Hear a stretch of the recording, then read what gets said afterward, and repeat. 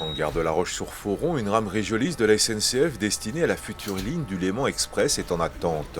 Le 15 décembre prochain, 23 rames Fleur du constructeur suisse Stadler et 17 rames Régiolis d'Alstom assureront les différentes dessertes sur l'ensemble du réseau transfrontalier. Mais la dimension transfrontalière de cette infrastructure a posé d'importants défis en termes de sécurité au quotidien.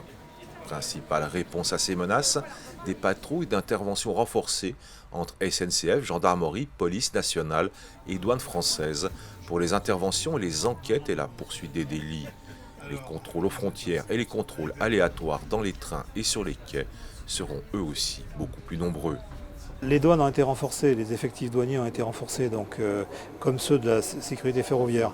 Le train, ça va être un facilitateur de déplacement, mais il faut que les facilités de déplacement soient assorties aussi d'une garantie de sécurité accrue pour l'usager. Il ne faut pas oublier que la France, par rapport à nos amis suisses, assure quand même la surveillance d'une frontière extérieure à l'Union européenne. Il y en a très peu de frontières terrestres, mais en tout cas les mêmes réglementations doivent s'appliquer, même s'il y a des accords particuliers.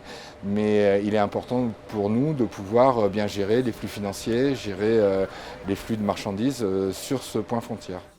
La vidéosurveillance, tant sur les quais que dans les trains, sera largement utilisée pour assurer la sécurité des 50 000 voyageurs attendus chaque jour à bord des rames du Léman Express. Pour que les gens prennent le Léman Express demain, il faut qu'ils se sentent en sécurité. C'est pour ça que dès la commande des rames, la rame que nous avons prise aujourd'hui, elle coûte 12 millions d'euros. Dès la commande des rames, la région a souhaité que dans le cahier des charges, la vidéosurveillance soit incorporée, avec une retransmission des images en direct au PC à Lyon, avec des gens derrière qui vont pouvoir suivre, le cas échéant, l'acte d'incivilité, pour qu'à la gare suivante, il y ait une intervention des forces de police. On n'aurait sans doute jamais fait autant de travail sur la sécurité si la gare n'avait pas changé. Si on ne passait pas de 300-400 000 voyageurs par an à 4 millions. Dans ces conditions-là, il est bien normal d'assurer la sécurité de cet espace.